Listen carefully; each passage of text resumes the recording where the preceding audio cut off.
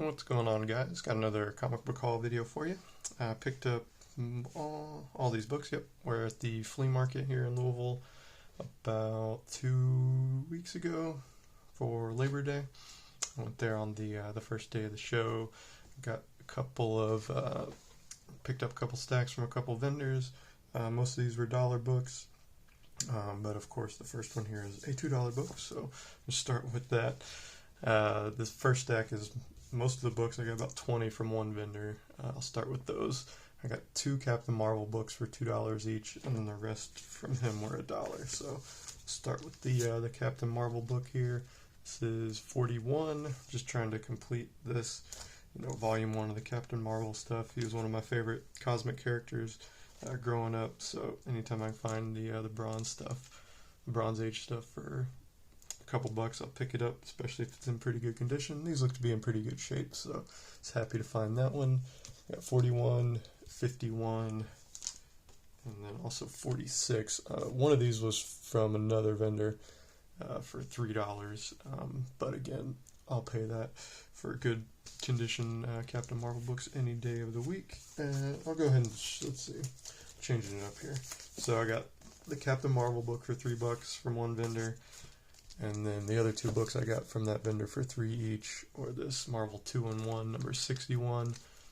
This is the first appearance of her, the female version of Warlock. And then I also got Marvel's number 1. This is the first printing. Cool Alex Ross cover.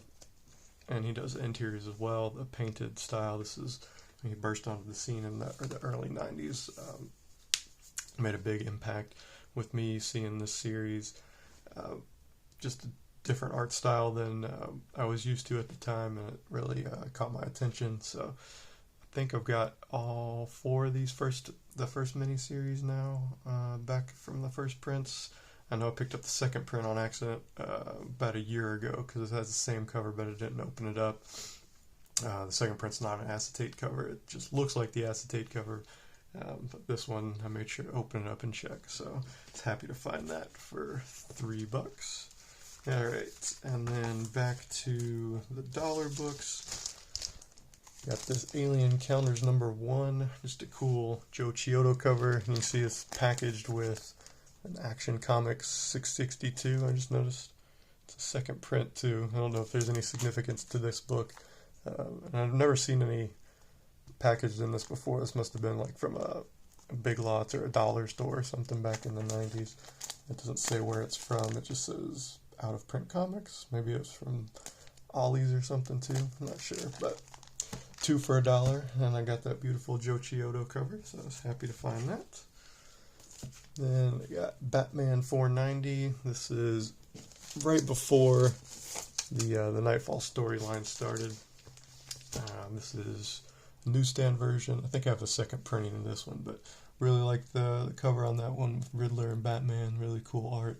So I'm just trying to finish putting the Nightfall run together. I think number 491 might be part 1 or part 2. And I know Bane's on the cover of, I think, 489. I think I've got that one too, so I was happy to find that one. Got a couple Captain America books here. 276. Just grabbed these because they were cheap. These were $1. You can see they're it's a little wavy. Not in the best shape, but once I put them in bag and board, I think that'll straighten up. It's really cool Mike Zeck artwork on all these. 287. So I was happy to grab those. Got a Cool World number 2. I found number 1 probably about 2 years ago. But I've never seen, this is the first time I've seen any of the other issues. I've seen number 1 a few times. It looks like it's a 4-issue miniseries. So I was happy to find number 2 for $1.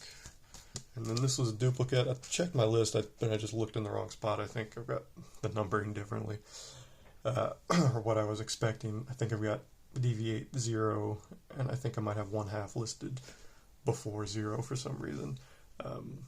But anyway, it was only $1, so I grabbed that. This is one of those Wizard 1/2 books. Got the certificate authenticity on the back.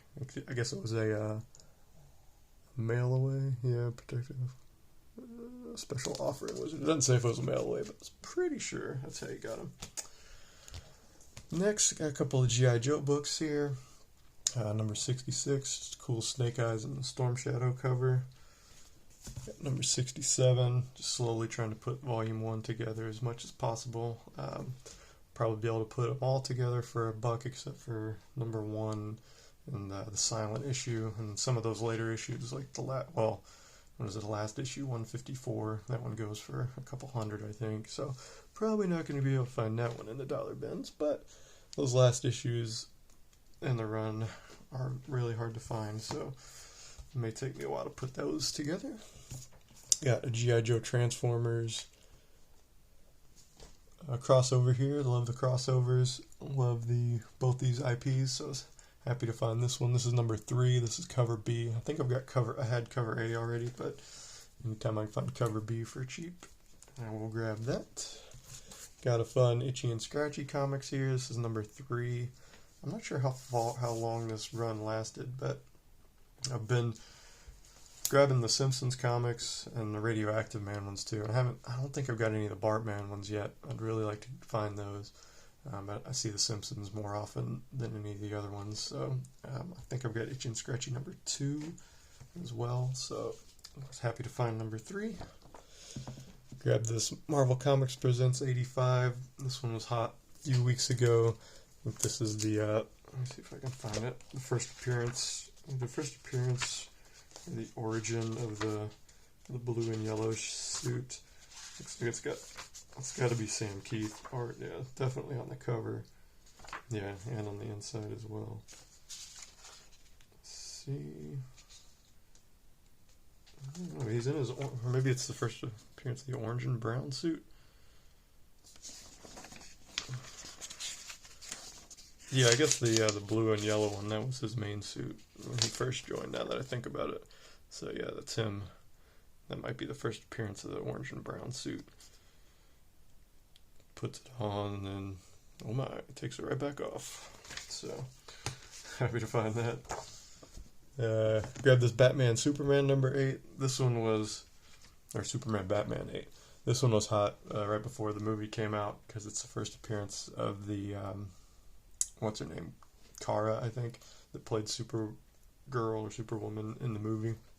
I'd found one of those right before it came out and managed to sell it for like $30, so I was happy to find another one. And this one is actually a newsstand, so those go for quite a bit more. You can see there's some spine ticks on there and stuff, so it's definitely not a 9.8, but I'd probably sell that one for more than 30, so I'll be looking to flip that to recoup some of my costs here.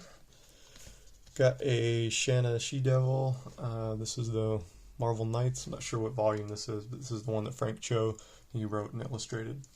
The cover here, you didn't write the covers, he drew the covers, he illustrated the interiors as well, so just trying to pick up that whole run.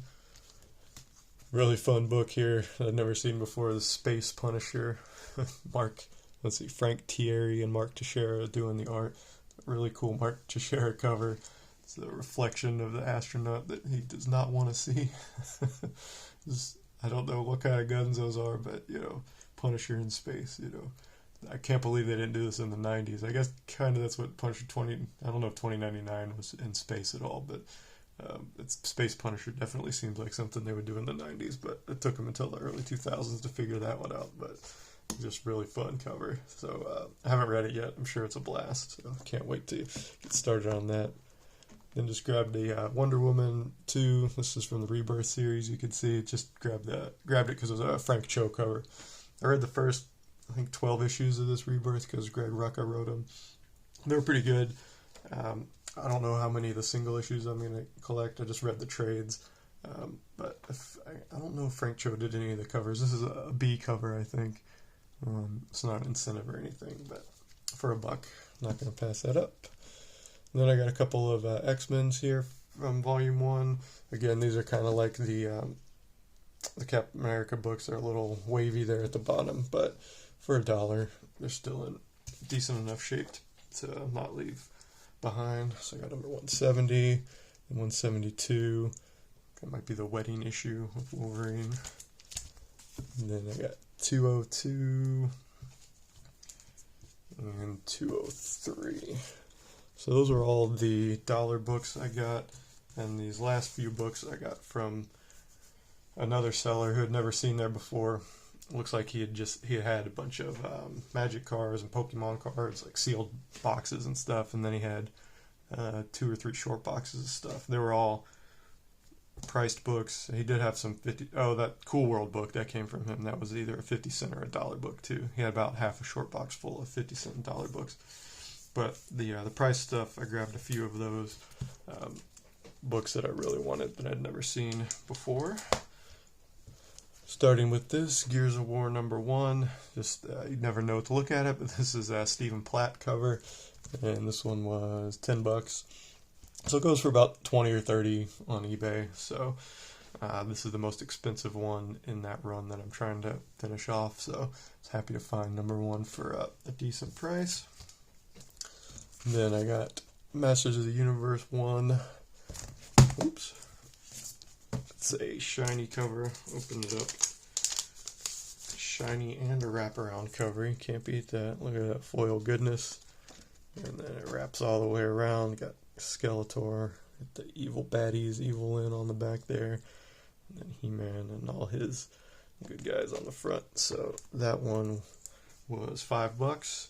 My favorite book from the whole haul, I posted this one on Instagram a couple weeks ago, was this awesome Masters of the Universe cover B, Dolph Lundgren as He-Man. It's not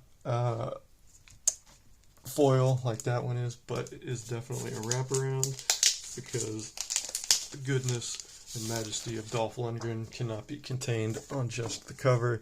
It needs to be spread around to the back cover as well. So it looks like, I was thinking maybe it might be a gatefold cover, but it's not, because it looks like his arm goes off that way as well, but it's not. But come on, I loved that movie when I was a kid. It's pretty ridiculous now. I think it holds up better than a lot of the toy-based movies from the 80s.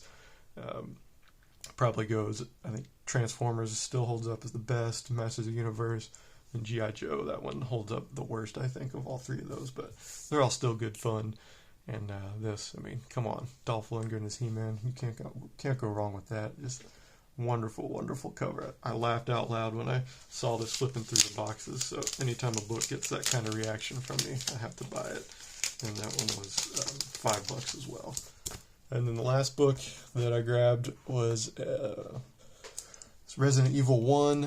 Looks like it was a free book given out probably when the first game came out in the mid to late 90s.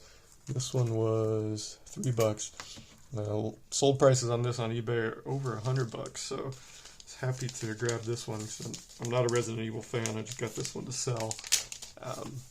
And I wasn't sure how much it went for when I was flipping through the boxes, but I knew these early. I could tell it was a pretty early comic book, a video game based on a comic book. Just the trade dress and everything looks pretty old. So I grabbed that one for $3 and was pleasantly surprised to learn that it's worth quite a bit more. So I'm not sure. It's in pretty good shape. I might get that one graded because graded copies go for a few $100. So I don't know. We'll see. But that's going to do it, guys. I hope you enjoyed the haul, and I will talk to you later.